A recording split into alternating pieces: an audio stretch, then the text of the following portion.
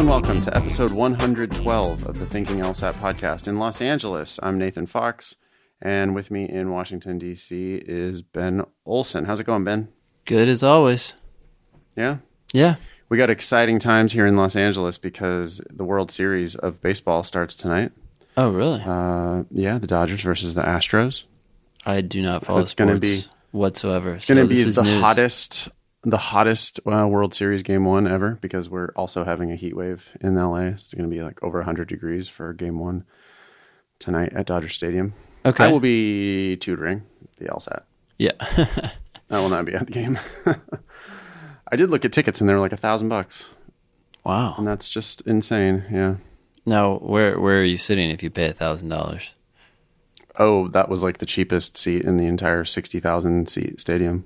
Holy cow. Wow, people pay a lot of money to go to these things that I don't even know are for the happening. World Series. Yeah, for the World Series. Yeah, I don't know. Sports fanatics are weird. I've always followed baseball, but other than that, I like really care not at all about the NBA or NFL or any of that. So it's fun because I grew up a Dodger fan, so it's fun to watch the Dodgers when they're doing well. But even that, like, I can't even watch a game. I can't, if I go to a game, that's fun. But like watching it on TV or something, it's just excruciating. Yeah. It's so slow. Oh my God. Baseball is the slowest. Yeah. Anyhow, that's what's news in Los Angeles. Any news from your part of the world? Not really. I mean, this is Washington, D.C., so there's always some sort of, melee going on, but it's usually very childish. So nothing really important, I guess, except for the utter destruction of our government. I was just this morning reading some more very childish tweets from our president, just insulting people, just calling people names. Mm-hmm. Yeah. It's great. Maybe the LSAT will come out with some like flawed arguments that are more focused on attacking the person, because usually those are rare. People spot them pretty easily and then move on. But maybe they'll now feel the need to illustrate this as a flaw, that you're not addressing the issue at hand by attacking the individual. Yeah, and they'll do it with like funny insult names, name calling. Yeah. Like this morning, Trump was tweeting about Bob Corker and calling him Little Bob Corker. Mm. Not even Little Little, but Little Liddle. Like intentionally misspelling it to give him a to make it more insulting, basically. Yeah. Wow. It's so bizarre. How did this happen? It doesn't feel real. It's shocking. It's all a dream. I don't know. If you want to make a difference in the world, you could start by getting yourself the best LSAT score you can. And one good way to do that would be to take Ben's free LSAT class. You could do that at strategyprep.com/free. You could also try my free LSAT class, which is foxlsat.com/free. And if you want to get an update every time we post a show, you can subscribe at thinkinglsat.com/blog/subscribe. Anything else you want to add to that, Ben? No, that's just one way to make a difference in the world. It all starts with a great LSAT score. Well, it all starts with like not going $200,000 in debt for law school, right? So you get yourself a good LSAT score, it puts yourself in a much better position to get that scholarship and then to be able to do the kind of law you want to do rather than just having to take a job to pay back your mountain of debt. Yeah. And a lot of lawyers, they go into politics, and we need more people who want to or are willing to go into politics and basically sacrifice their life to the public, because it sounds really shitty, for a lack of a better word. And I think that's why a lot of normal people, you don't even have to be extraordinary, apparently. Just normal people don't run, because it's just setting yourself up for celebrity dump, and just an awful life. But we need more people out there just trying just to be normal. and saying, well, what if we did this? I mean, it's kind of a normal thing. And then running. So that'd be good. More people who have the qualifications. Not that you need a law degree to run, but I think a lot of people who have a law degree feel more confident about getting involved with government because they understand a little bit more how it all works.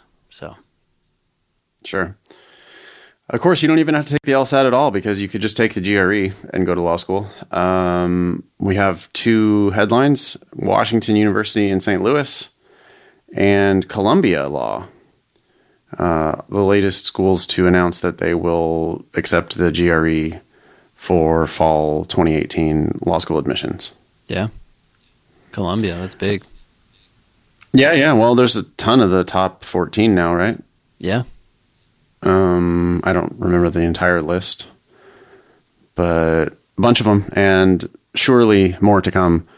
Top law schools and mid-tier law schools accepting the GRE for law school admissions. I still don't think that the LSAT's really going away, and for most schools, you still do need the LSAT. So we're still in business for a little while longer, Ben. That's right. A couple more months, but we'll see. Yeah. You know, I have been thinking about it. I mean, I wish I knew more about the GRE, but the LSAT is such a good test of language, you know, and I just don't think. I think the GRE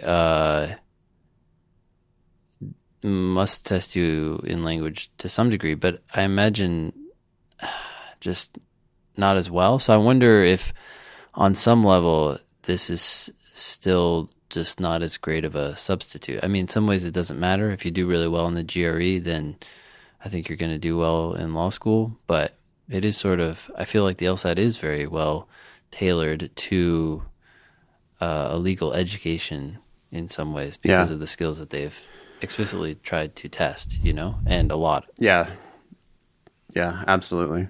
I was the other night helping a former student of mine. She switched gears and decided that she wanted to apply to a public policy master's degree. And so she was an LSAT student of mine, but now she's taking the GRE. Yeah. And we've become friends, and she was like texting me about the GRE math, and she was freaking out about the math. And so I went over to her place, and she made me cookies and fed me some whiskey, and I was as a fee for helping her with her GRE math. And I'm going to go ahead and say that most of our LSAT students are not going to be doing that test. They're just not going to do it. It's too much. I know how people freak out when they see a passage that's about science. Yeah. And I know how much they freak out when they see a logical reasoning question that has numbers and percentages in it. Yeah. And if you don't like the science passages on the reading comp, or if you don't like numbers and percentages in your logical reasoning questions, you are not going to enjoy the math portion of the GRE. It's too much. It's too hard. I mean, it's stuff that people would have been awesome at when they were in high school, but they haven't used it since then. And if you haven't used that stuff since then, it has atrophied significantly. Like I was able to figure most of it out, but I took the GRE and the GMAT and taught GMAT and have an MBA, and I'm like kind of a math guy to begin with. And I was like struggling kind of. And so I just don't, people are not going to be leaving the LSAT in droves to go take the GRE. Not lawyer types, not verbal types. Yeah. It's not going to happen. So I think it only affects people who just sort of weren't sure what they wanted to do and they already took the GRE, or, people with engineering types of backgrounds might do better on the GRE than on the LSAT. But the bulk of our English, poli-sci, history type of, folks that we see in our classes, those kids are they're going to still take the LSAT, I'm sure. So, yeah. California Supreme Court will not lower the passing bar exam score. What do you think about that? Well, I thought this was an interesting article. Thanks for sending it, Ricky. For a couple reasons. One, I was I mean, I don't know how this all works with the bar, but this was a decision that the Supreme Court in California was making, and the first question was like, why are they making that decision? Isn't this something that the California State Bar would be deciding? I mean, it's not surprising that the court is somehow connected to the bar since they are lawyers as well. But I don't know. I just figured it was a different administrative body, and I was surprised that the Supreme Court was making that decision. I thought it was also interesting and totally unsurprising that the Supreme Court in California said that they would not lower the quote cut score, which is apparently 1440, whatever that means. They wouldn't lower it because it appears to be a consistent trend that in the nation for the pass rates to be going down. I mean, this is something that we've known about for a while, but here the Supreme Court in California is confirming that. And I was curious why, if it's a national trend, they wouldn't lower it. I don't see how that's relevant. Whether it's a trend in California or in the nation, why does that mean that they shouldn't lower it? I don't know. Like, I'm not saying that I disagree with the conclusion. I wouldn't lower it either, but Can I don't know hypothesize? Why. Sure, yeah, please. Since that's the bulk of what we do. Sure. That might be a generous term. Maybe speculate. Maybe the court is saying, when they say that, maybe what they're really saying is, hey, the quality of applicants has been going down. If they're saying, hey, bar passage rates across the country are going down, it's not just California. Mm-hmm. Well, maybe what that means is, I mean, they might not say it because they don't want to be insulting, but maybe and because this is a true fact. Yeah. That the quality of applicants has been going down, the number and quality of applicants has been going down. Yeah. And that's across the country. And so bar passage rates are following. And so then this Chief Justice or whatever, the court, when they decide not to lower the score, they're like, well, no, we're not lowering the score because this is a national trend caused by reasons, including low quality of applicants. And so we're keeping the higher score. Yeah, no, that makes sense, as opposed to an alternative explanation in, say, California or something. Although, I guess it just kind of steps back to the whole thing. Like, what is the point of this? You know, they go on and they say later that there's this survey that most attorneys in California, what was it? It was like 90% or something. Yeah, 90% said, oh, no, I don't know if it was 90% is referring. It's two surveys. I've got it right here. It's two surveys. And we have, of the people who took the exam, 90% of them said it should be reduced, the passing score. That's not surprising. Of the people taking the exam, they want a lower cut score. Yeah. And then of the 34,000 California licensed attorneys, they did a survey of them, and nearly 80% of those people who responded said that they should leave the cut score where it is because they've already passed the bar. Yeah, they've already passed the bar, and it's a barrier to entry, right? So then this whole question in my mind comes up is like, I don't see the bar as really protecting people from, you know, subpar attorneys. So, yeah, on some level it does, but on another level, it's just a way of like keeping people from getting into the field. And so, I don't know, like, well, surely it has some value protecting against just pure charlatans. Right? I mean, yeah, but I mean, the charlatans have to be reasonably smart.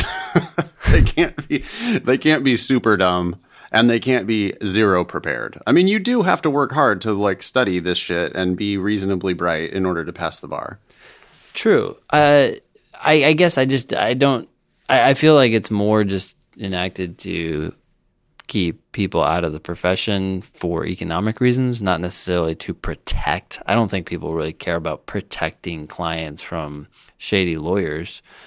Well, then maybe they should just get rid of it entirely. But yeah. I mean, and the other question here is, it said that California is the second most difficult test, or they didn't say it was the second most difficult test, but Delaware has apparently a higher cut score. I don't know if that actually makes it harder. The questions might be easier on Delaware's test. Right. But, I mean, I think it is pretty well known that people consider the California bar exam pretty tough. And so it's sort of like, why does California feel the need to have a harder test than other states? Like, I don't know. And part of me is like torn. I would just say, let it go. If they graduated from law school, let them figure it out in the market. Like, people will hire them or not hire them based on whether they graduated, and then I don't know. Like, I just don't see the point of the test, honestly. Okay, yeah. All right. Well, that's a much bigger issue. I mean, why is there even a bar exam period? Maybe there just shouldn't be. Yeah, and I guess that's part of the reason why maybe that's why I was a little more indifferent about the court's reasoning going from this California trend versus the national trend. I was just like, like, I feel like that's small potatoes compared to just the bigger issue. And as you can see, right, like, the people who have already passed it want it to stay high because they want to keep the competition out, and the people who have yet to take it want it to be low so they can get in. I don't know if it has a lot to do with protecting people. I think Yelp and other places can help protect people from shady lawyers better than a bar passage thing, because there are tons of people who have passed the bar and are horrible, So, anyways, I don't know. Random thoughts. Yeah. Well, anyway, it's here to stay. It's not going anywhere. And they have decided, at least for now, not to lower the cut score in California. So California is going to remain probably one of the toughest places to pass the bar. So, I mean, our message to students just has to be, hey, if you're wanting to practice law in California, you better be looking at the bar passage rates of the kinds of schools that you're going to, and realize that that's basically your predicted bar passage rate. Not because of the educational value of law school, but because people like you who go to schools like that pass the bar at this type of a rate. Yeah. And so just, go into it with your eyes wide open, because it's real. You don't get your money back if you fail the bar. So it is an obstacle, and it's harder than the LSAT. So just keep that in mind if you're on this path. Yep.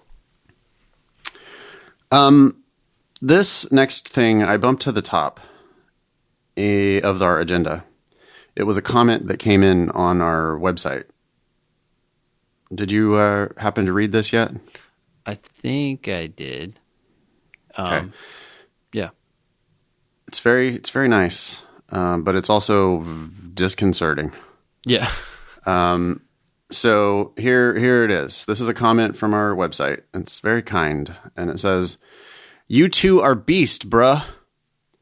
I got a 129 on my first cold practice test diagnostic, and after listening to this podcast and doing 2.5 untimed prep tests, I've been able to get my score up to a solid 135. Law school, here I come. Can't nothing stop me now. Diddy shake. My goal is Barry Law, and I have a 2.6 GPA, so I need a 146 to hit the 25 percentile mark and make scholarships possible. Ooh. Anyways, I've seriously learned a lot. Like, for instance, the difference between how an argument needs something required to assume it, parentheses, negate, and you got yourself the right answer, exclamation point, and filling holes with the SA types, sufficient assumption types. I'm not that good at logic games, but I'm saving some money for the Fox Logic Games Bible. No, it's not a Bible. It's an encyclopedia. Sorry, it's not even that. It's a playbook. You don't know. Anyway. The logical reasoning book's encyclopedia. The games one's is not a Bible. Jesus. It's a playbook. And finding flaws in paragraphs with big words still give me some troubles. But I think this podcast will push me past the threshold. Like you guys, I never thought of worlds, but I feel like this advice is critical for these games. I'll remember both y'all, Ben and Nate, on my way to the top. Dion. P.S. Sorry, can't donate now, but soon. What do you want to say to that, Ben, other than thank you? Well, for starters, let's say that Dion ends up getting a 146. I hope that happens, but I'm not sure what the solid 135 is referring to, whether it's timed or untimed. But assuming it's timed and Dion pulls up to a 146 to hit the 25th percentile mark at Berry Law, Dion is not going to make scholarships. Scholarships are for people who are much higher than that. So I'm worried, one, about even going to Berry Law. If their 25th percentile is 146, I'm really concerned about what their bar passage rates are, what people do who graduate from Berry Law end up doing.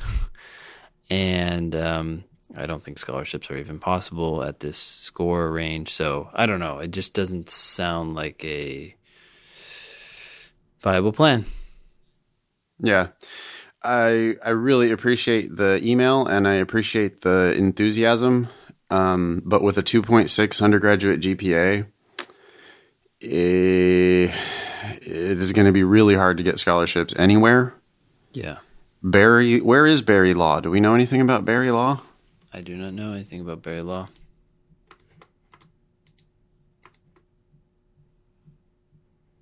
Berry Law. Maybe it's in Orlando, Florida.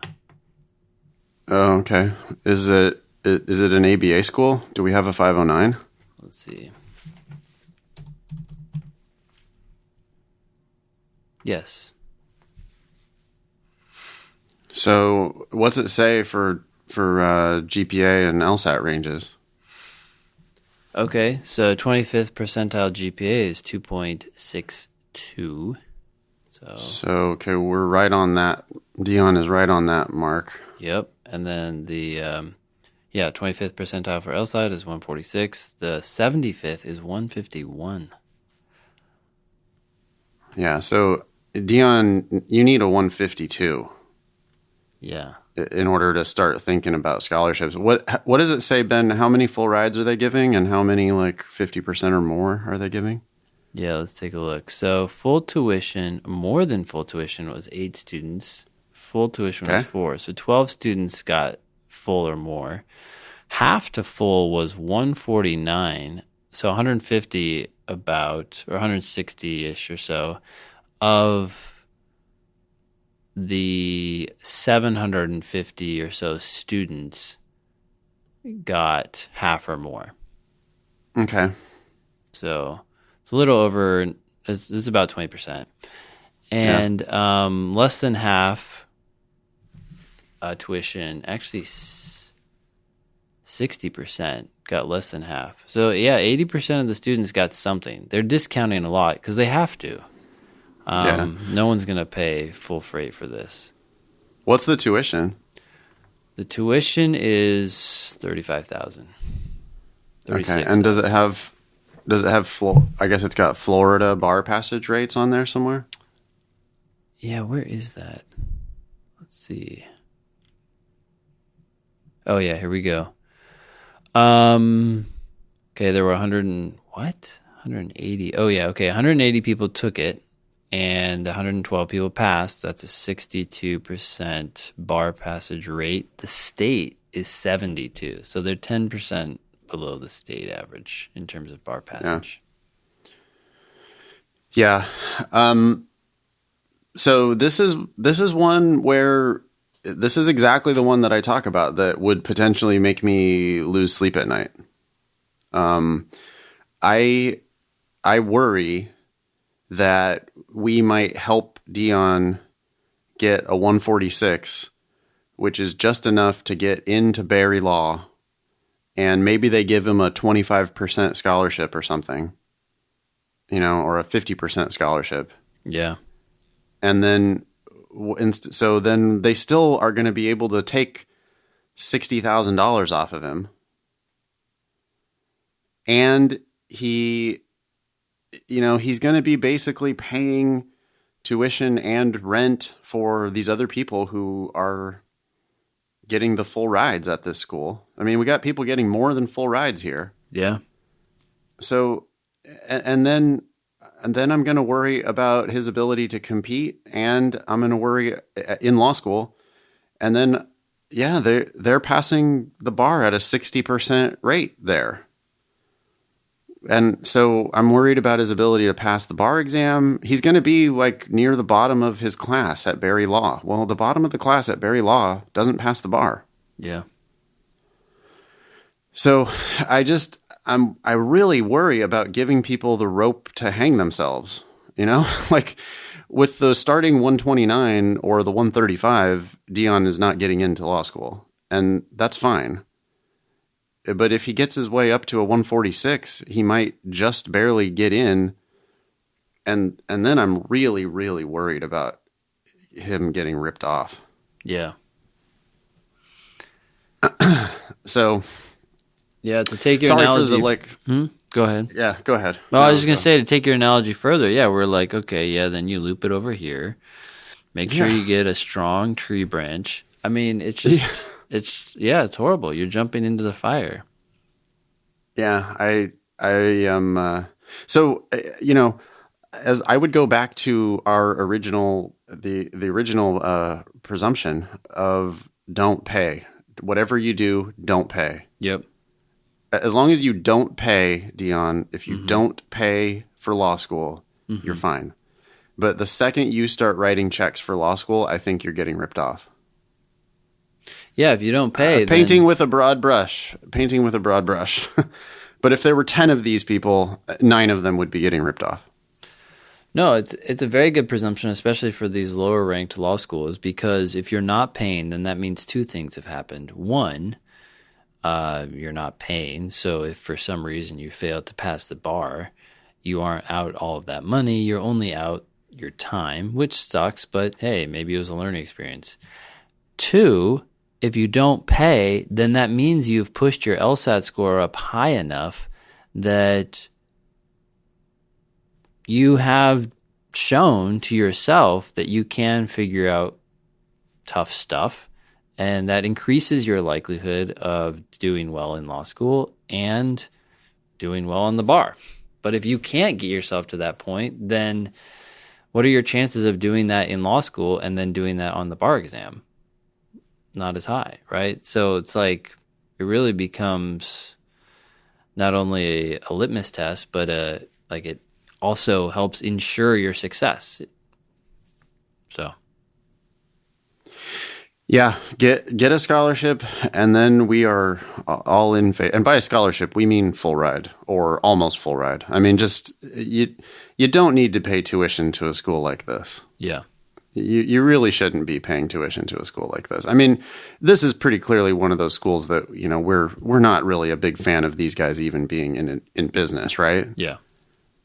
I mean, they're admitting people with, oh God. I mean, when you're admitting somebody with a 2.6 GPA and a 146 LSAT score, wow. What? Yeah. It's like, that's exactly the person who is not going to pass the bar.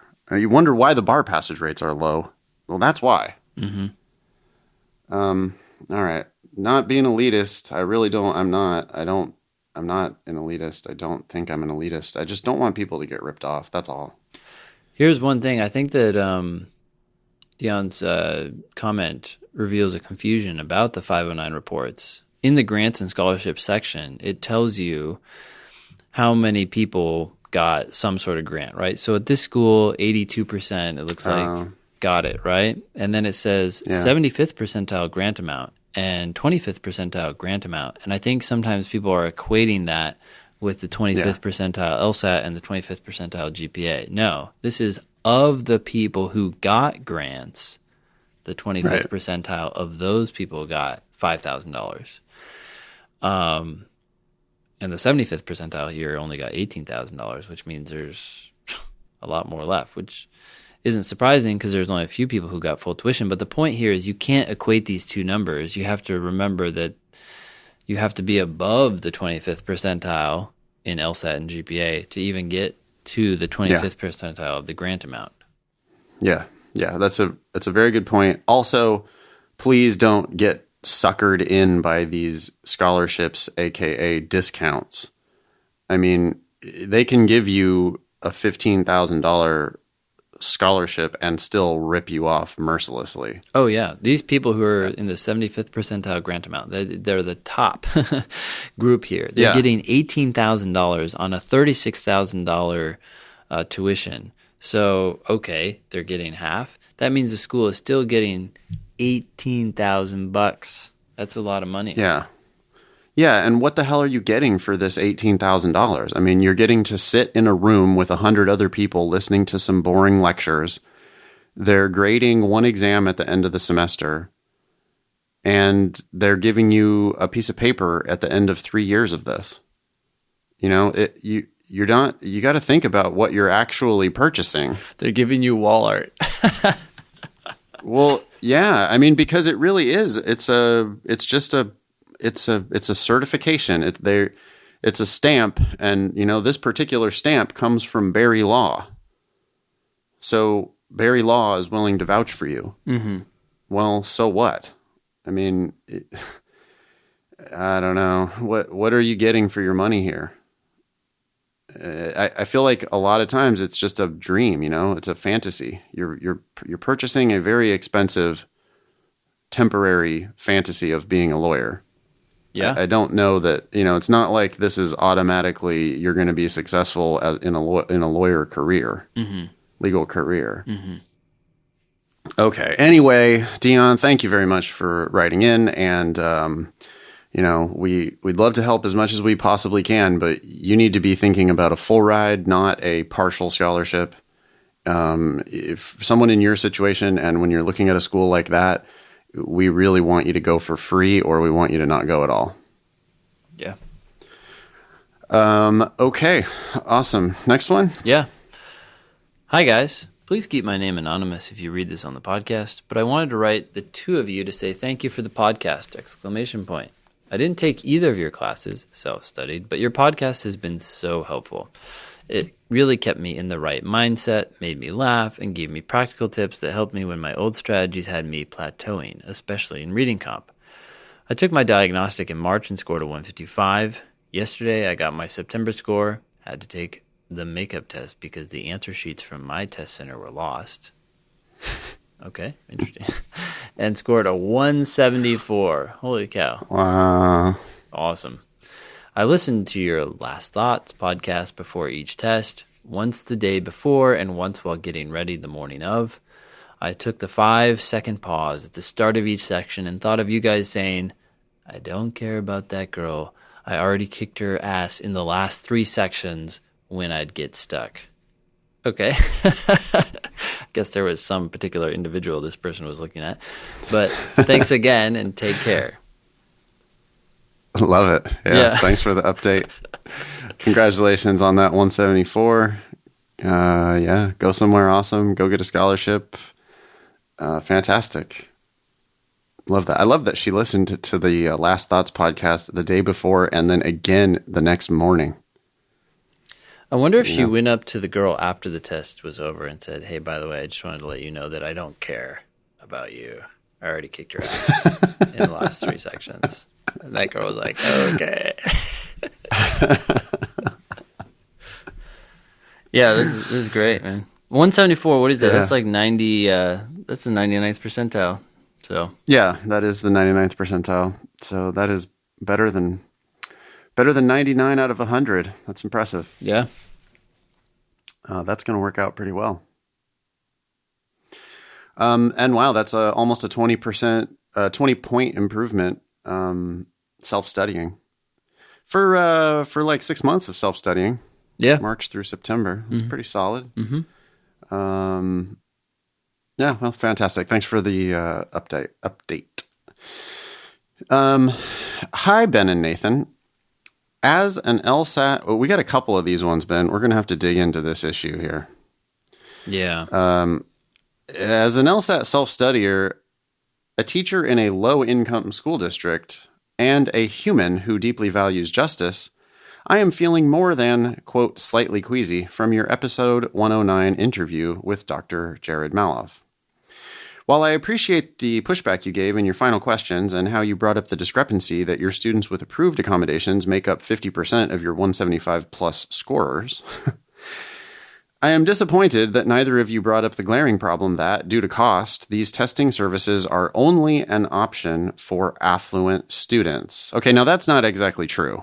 I have had people without the $1,800 fee get accommodated. So there are other routes. This is how much Dr. Maloff charges, but it is not the only route to accommodations on the LSAT. So let's not get too hysterical and think that it's an $1,800 price of admission. That is not true. There are ways that you can get the testing done and not pay $1,800.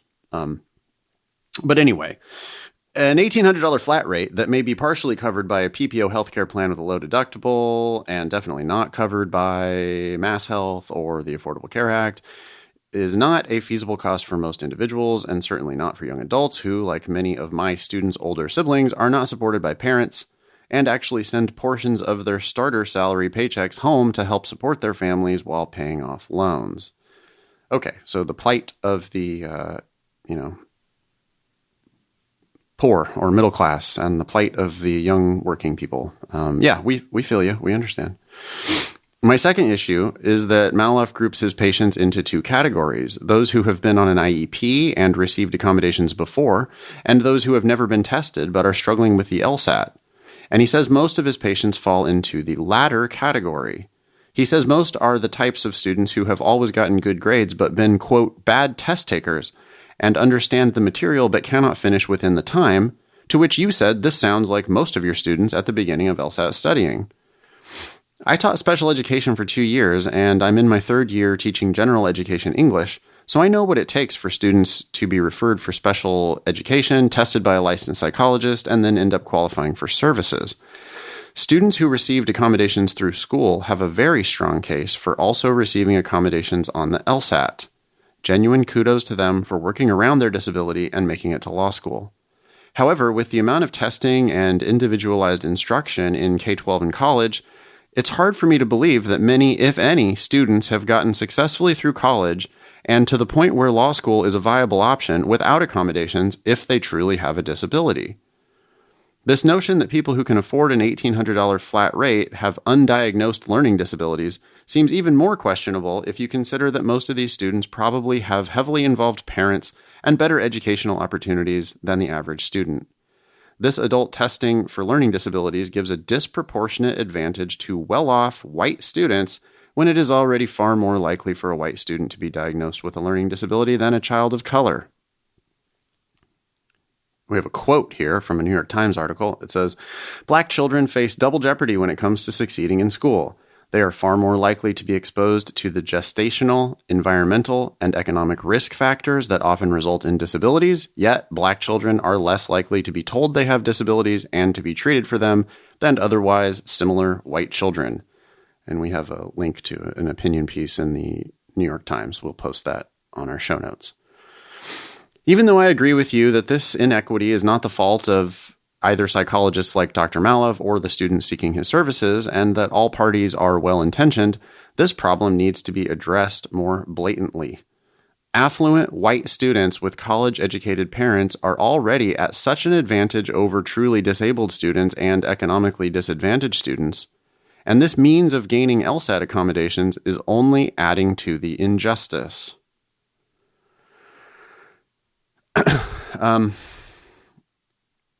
Okay. Aside from the completely inequitable access to these services and the questionable diagnoses, an increase in accommodated testers will unfathomably will unfairly impact the curve for every tester. Malov ends the interview by assuring listeners not to be ashamed of seeking help and reminding them there is no way for schools to know they took an accommodated test. This strikes me as a clear plug for his services, which I'm afraid more students unnecessarily will pursue. Malov acknowledges that since LSAC changed the accommodations rules 5 years ago, he has received more testing requests, and this number will only further increase as more hyper-competitive Type A future law students are made aware of these services and the ease with which they could obtain accommodations for just $1,800 and without their future law school knowing. Ultimately, I question whether you should have aired the interview. It seems like a far easier route to a few more LSAT points than months of studying. Students already find it worth it to fly to Beverly Hills from the Middle East, and this interview could only increase this type of behavior. That's because Malov mentioned that in the interview, that he gets people flying from the Middle East to come get his testing. Yeah. $1,800 to Malov and no need to pay in full if testing isn't likely to lead to accommodations, meaning Malov has a financial incentive for finding a reason in the testing process for students to qualify! ! For extra time or $1,800 for 3 tutoring sessions with one of you guys?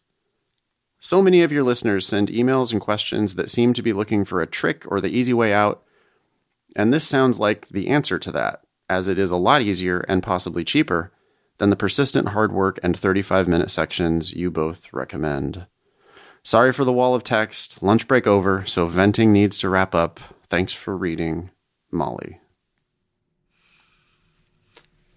I don't disagree with almost everything she says, but I don't know that we shouldn't have aired the interview. I mean, this is happening, and if we hadn't have aired the interview, it would continue on in the dark. I guess she's concerned that by airing it, that we're making it more widely known and available, which is true, but I don't know. We've already talked about this issue a lot, so I think people already knew about it.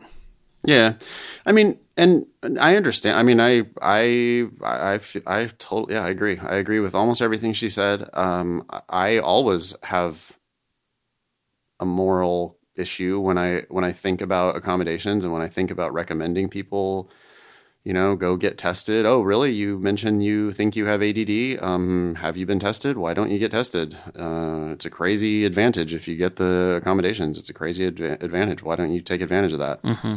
Of course there's a moral quandary there, but this is the system that exists, and not talking about it isn't going to change it.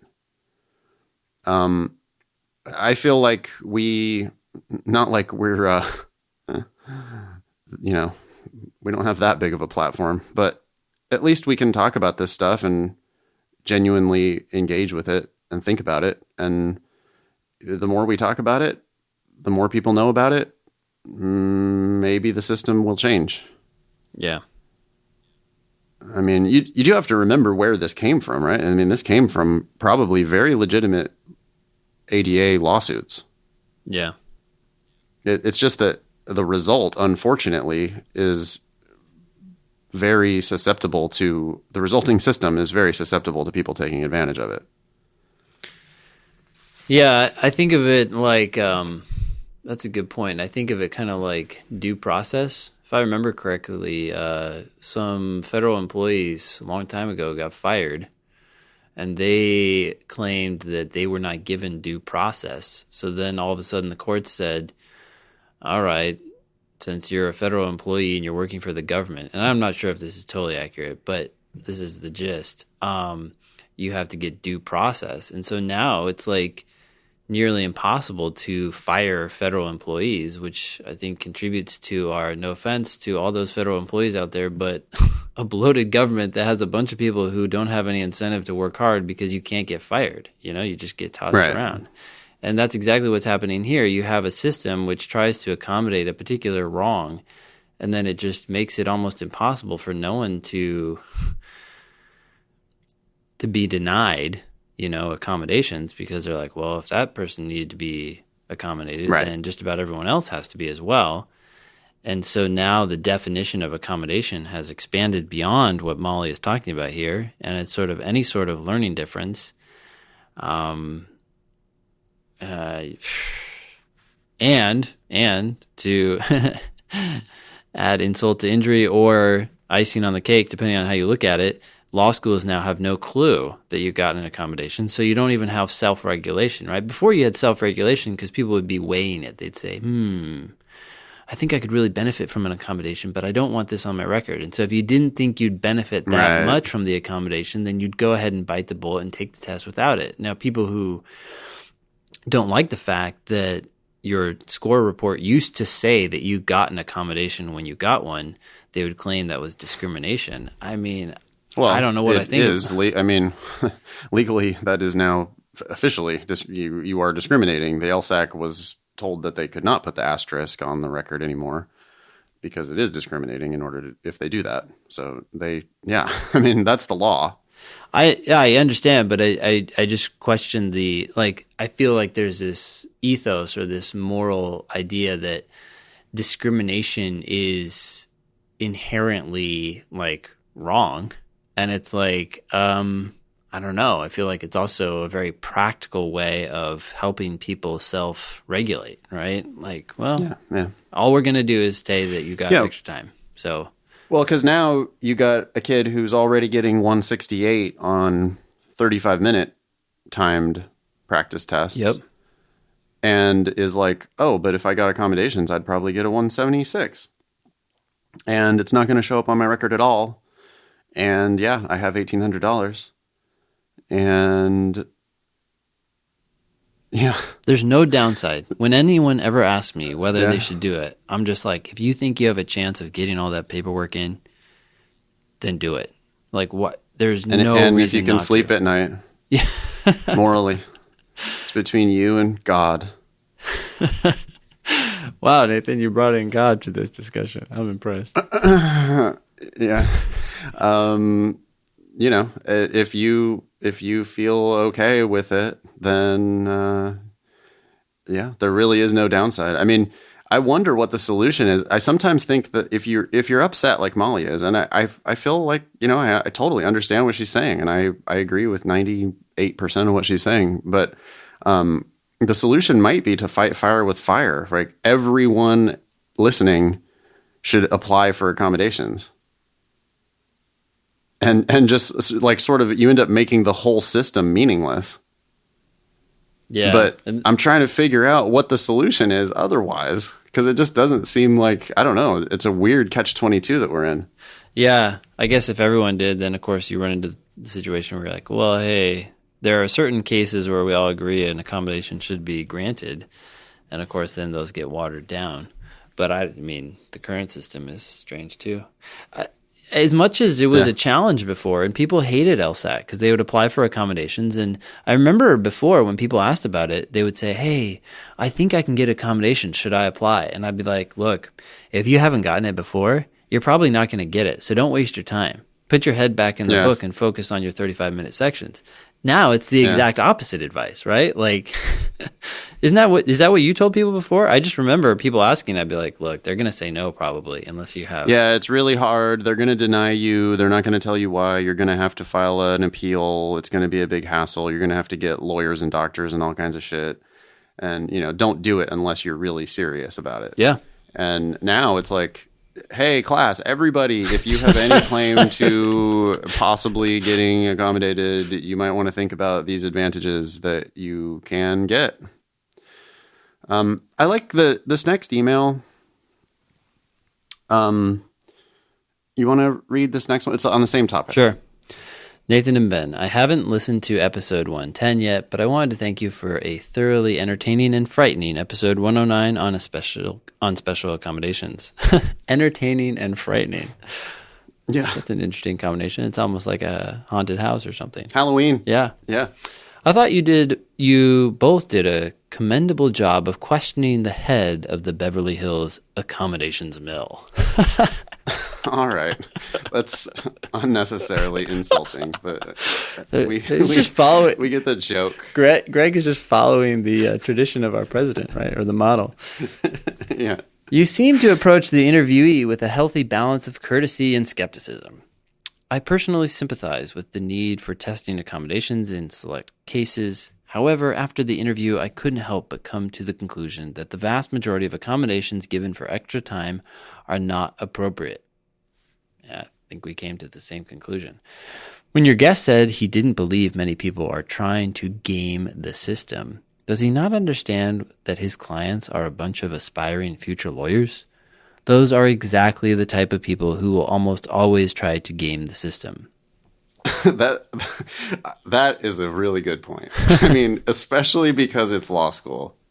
Oh, yeah. That's just 100% obvious. Like, really? You don't think that future lawyers are going to try to take every advantage that the system offers them? Yeah. Of course they are. Well, think about glorified attorneys, right? Glorified attorneys in our society are the people on that show Suits, right? And that show is all about how can you outmaneuver your opponent in some clever legal, yeah, jiu-jitsu that's our system. And I mean, that's a good lawyer. Yeah. Oh, you're going to hire a lawyer who doesn't want to take every advantage? Yeah. Like, no. I'm going to abstain for moral reasons. You're like, okay. You're fired. I am going to go hire a lawyer who has no moral objection to taking every advantage in this system. Yes. I mean, if I'm getting, it's like war, right? I mean, you want to avoid it at all costs. First of all, you do not want to go to war. Yep.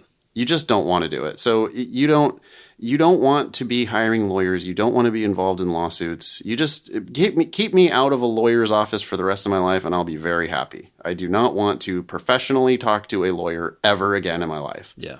Okay? But if I do have to, I want the most ruthless motherfucker on the planet. Mm-hmm. If we're going to do this, then I want to win. I don't want to do this and lose. Yeah. So, of course, I want a lawyer who's going to take every advantage of the system. Yeah. So I feel like that's a really good point. Anyway, sorry.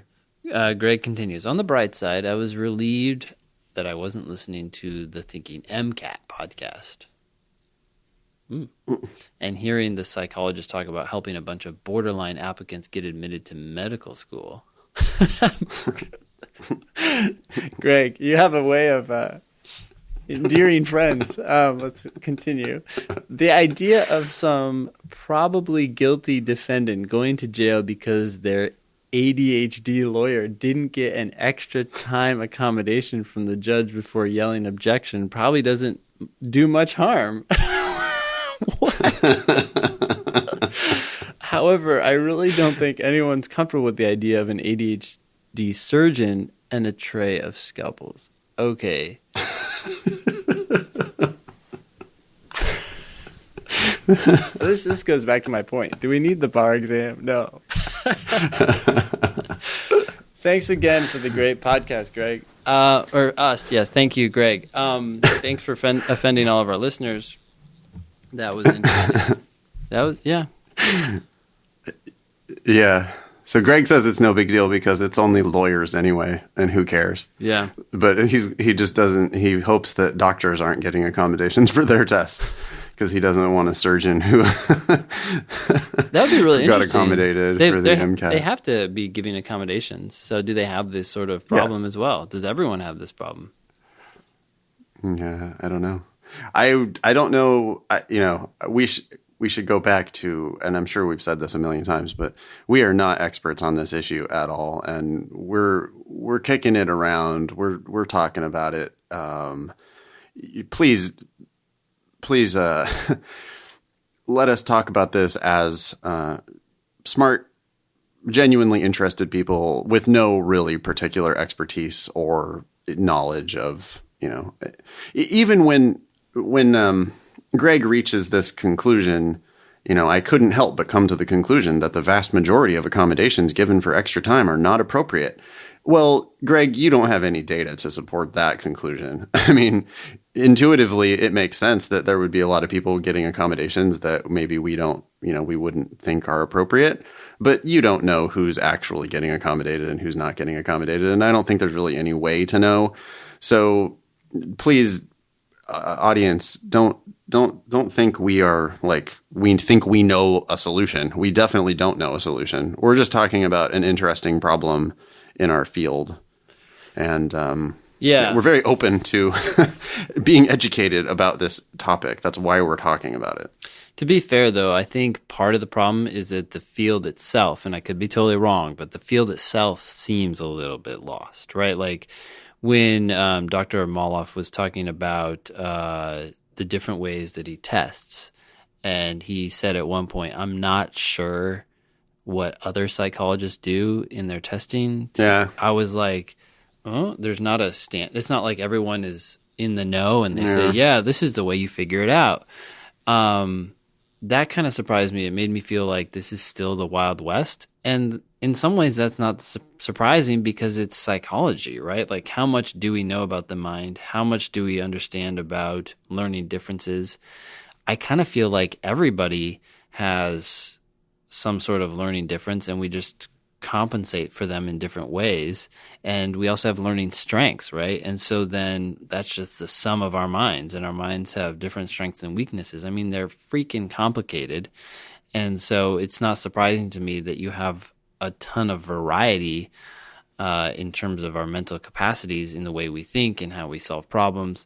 And so I think that it's true I know it's true that we don't know a lot, but I think our skepticism is not totally unjustified because it doesn't feel like the field of psychologists that are leading this charge don't necessarily know a lot either. So then you can start questioning what they're saying. I mean, he seemed pretty confident. He's like, well, you can start to tell when someone deserves accommodations, but it still didn't seem totally rock solid to me. It was just sort of like, well, if you can't do something within time, then, and you normally can understand it, then therefore you should be given accommodations. And I was sort of like, yeah, but that's the nature of the LSAT. Yeah, in that case, everybody, because even people who, I'm working with a girl last night. I'm really proud of this one tutoring student that I have. She's improved a lot, and she has gotten to the point now where she'll do 21 questions on the logical reasoning, and she'll get 20 of them right. Yeah, and that's like awesome. She's worked really hard at it, and she's chipped away at it for months, and now she's at this point where the questions now are making sense to her. Mm-hmm. And it's a joy to work with her because when she misses one and then we talk about it, I almost always am able to turn the light bulb on with her where she gets to the point where she goes, oh yeah, okay, all right, totally got it. Yeah. And it's very satisfying, and this is exactly the type of person who, I don't know, I mean, I wonder if she got tested, if Dr. Maloff would be like, oh yeah, well, you understand the content perfectly, so yeah, you just need extra time. Yeah.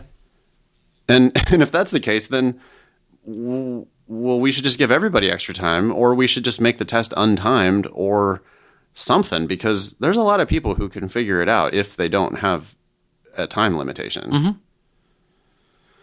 Mm-hmm. That's part, yeah. I mean, it's testing how quickly you can read and digest and understand and figure it out. The time is an integral part of the test.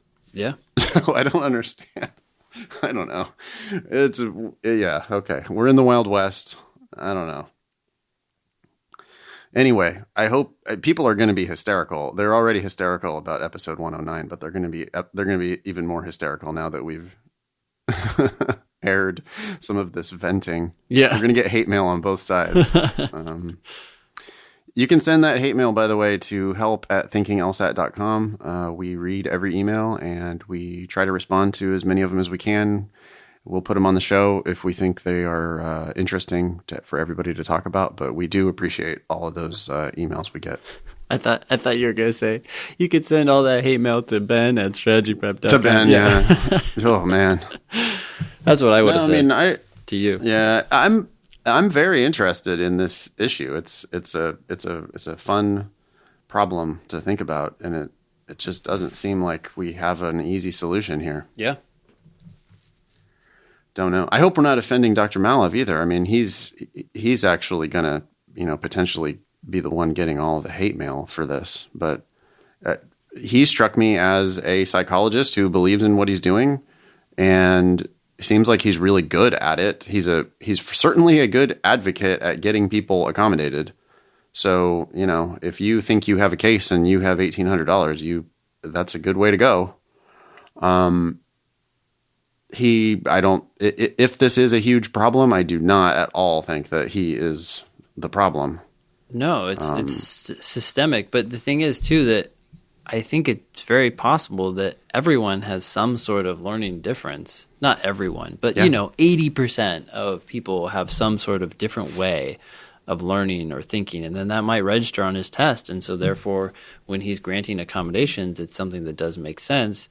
We just don't realize how widespread this is. And so we don't realize that, in reality, we're sort of, I don't know, what am I trying to say? Like, the exception is swallowing the rule, right? And so... Yeah. Yeah, I mean, ultimately, maybe everybody needs to get a different amount of time for the test if we were going to really fairly accommodate everyone. It strikes me, it's a little bit like golf. In golf, do you know how the handicap system works in golf? Not really. Okay, well, in golf, if you're like a really good golfer, then you have to give shots to your opponents. Mm-hmm. If you're like in any casual, normal game, like when I play with my dorky old man buddies that I play golf with, sometimes if someone's better than me, they'll have to give me a couple shots. And if I'm better than someone else, I'll have to give them a couple shots so that we can play golf together and have fun. And we won't know in advance who's going to win. Sure. So that's a bit like what's going on here with these accommodations, right? It's like, oh, well, you're a little bit slower, so we're going to give you extra time then. Mm-hmm. And okay, that is one understanding of fairness, but it's also like, well, but wait, what was the purpose of this test again? Yeah.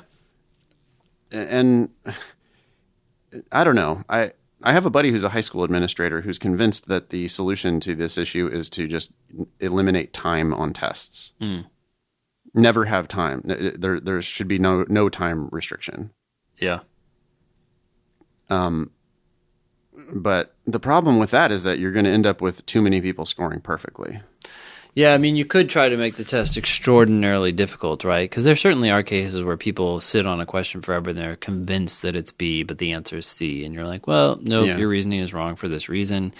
Now do you see the light? And sometimes they do and sometimes they don't, right? They still sort of persist in their way of seeing the world. Yeah. So maybe that's a possibility. It would be interesting. So you'd have to put fewer questions. Mm-hmm. I think you'd have to put fewer questions. Harder questions. And you would also... And make them much, much harder, yeah. And then it'll be like, nope, it's just these 20 questions, and you can have all day. Yep. Should be plenty of time.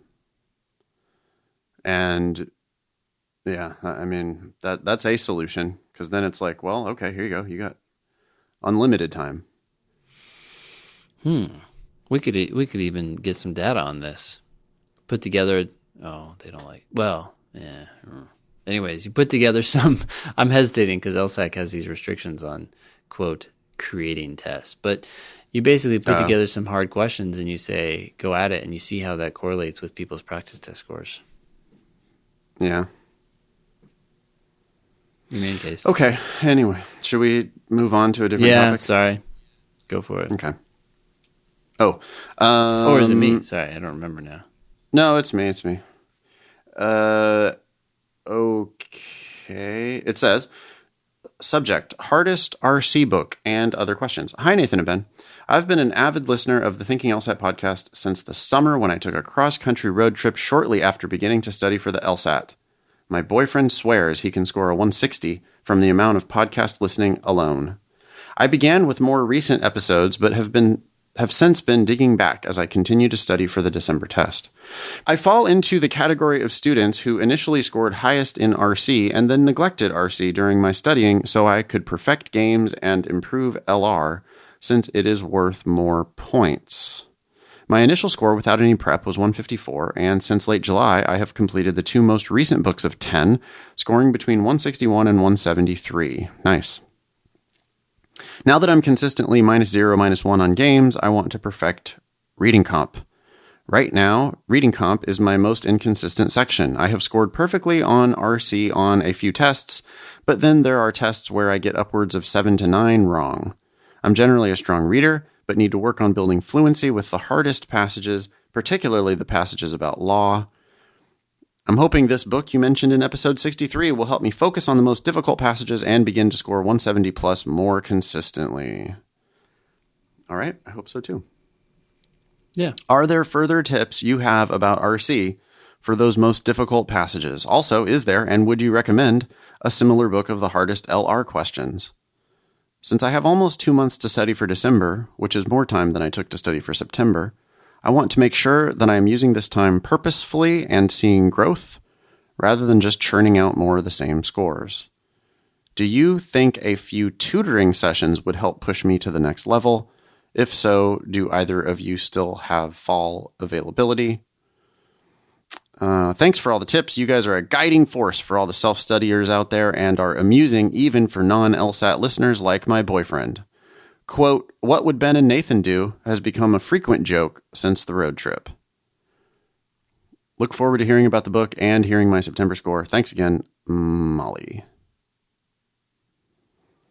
What do you think about those questions? Yeah, I think tutoring could help Molly a lot, given where she's scoring. She's the perfect candidate for tutoring. She is the perfect candidate for tutoring. I really enjoy working with students who are scoring already hitting 170 every once in a while on their tests. Mm-hmm. That's what really does it for me as a teacher. I really like working with the top students. I feel like they get the most out of the tutoring sessions because they've already done all of the foundational work, and they put themselves in a position to really understand the higher level concepts. Mm-hmm. So yeah, when I hear somebody knocking on the door of 170 and want to know how to go forward, tutoring is definitely something to consider. Ben, you have openings for the fall? Yeah.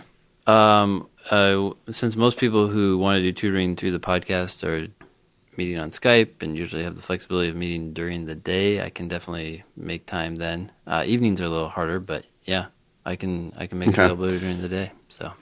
And they just email you, right? Ben at strategyprep.com. That's right. If you want to talk to Ben about tutoring. If you want to talk to me about tutoring, you can email me, nathan@foxlsat.com. You can also just go ahead and schedule yourself on my calendar. If you want to see exactly what type of availability I have, you can go to foxlsat.youcanbook.me and you can just see my calendar and you can put yourself on the calendar. Book a session, I'll send you an invoice, and we're good to go. So yeah, we both have availability, and I think we kind of always both have some availability, right? We're not ever, we get fully booked like right before the test. Yeah. So yeah, don't wait until the very last minute because we will have a wall of tutoring happening right before the LSAT. Yeah. But right now, in the middle of October, I've been busy, but I have spots. Tips about RC for the most difficult passages?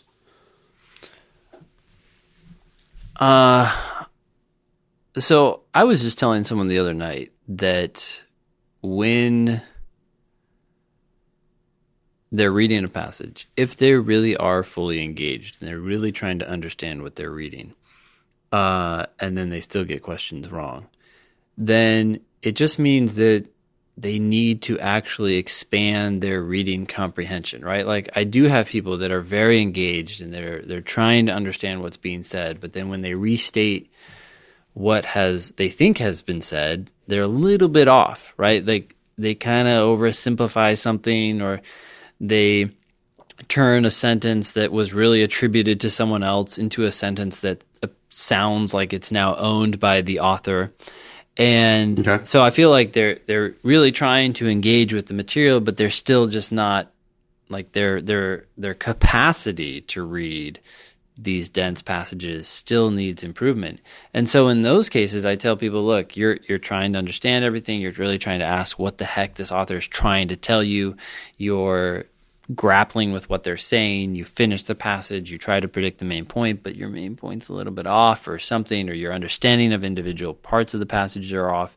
And that's revealed in your wrong answers, right? Like you're choosing the wrong answers. And so when you get those answers wrong, I was saying you need to go back to the passage and figure out how you read it initially and why that reading of that sentence or those sentences or cluster of sentences was inaccurate, and do some investigation. Like you really need to become a better reader at some of these convoluted sentences. And the only way to do that is to try, fail, and then figure it out. I feel like a lot of people try, fail, and then just sort of like look for some panacea. I mean, I'm not saying that's what Molly's doing necessarily, but they're sort of like, I need another tip. And I'm like, I don't know if it's so much about tips. If you really are engaged in the passage, that would be our tip. But maybe you just need to practice and fail and then figure out how you failed, how you misread that sentence. What word or phrase did you kind of take in the wrong way, or did you not notice, even though you are trying to notice? Maybe you didn't notice that this sentence was prefaced with, many scientists argue that. And so it's not really something that is an idea that's owned by the author, but owned by these scientists. And somehow you didn't give enough weight to that, or you weren't aware of that. So I feel like there's a lot of value in trying to become an investigator and figuring out what you were thinking as you read and what you think now as you read in light of the correct answer. Okay. Yeah, that sounds good. I don't really think I have tips per se, but I like the idea of just do more practice, dig into your mistakes. I mean, the ones you missed that's the test, trying to tap you on the shoulder and tell you, hey, here's where your problem is. So whichever ones you're missing, get a little deeper and figure out why you're missing those ones. Yeah, and I just want to clarify, and hopefully I'm making this clear, but maybe not. But when you're investigating that, you're not just figuring out why the correct answer is correct and the wrong answer is wrong. You're also trying to figure out like why you missed that the first time, right? Like I think that's a little bit more that's getting into your process. So. Yeah. Why did I pick this wrong answer? Why didn't I pick that right answer? What can I do next time to avoid making this mistake? Yeah.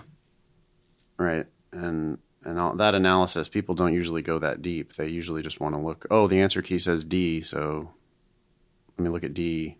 Oh, yeah, okay, that makes sense. Mm-hmm. But you're not actually, that's okay, but what about how do you avoid that next time? Yeah. So, I don't know, you've got to sort that out with yourself, I guess. Yeah. Okay, I have to run, so we should leave that there. Okay, yeah. Again, you can email both of us, help@thinkinglsat.com. Thank you for indulging us. Lengthy discussion of this accommodations issue that we really don't know that much about. Please don't be offended on either side. I'm sure we're going to piss off people on both sides, Ben, which, we're just trying to present the information, right, as best as we can. And neither of us I don't have a solution. Do you have a solution? Nope. Okay. So, maybe we will get there together. It'll be interesting to see how this system evolves over time. But please don't take offense. We totally believe that there are lots of situations where accommodations are justified. We also worry that people might be taking advantage of this system, and we definitely don't know what to do about it. Mm-hmm. So that's our position. All right. Cool. Last words? No. Thanks for listening. Okay. Talk to you next.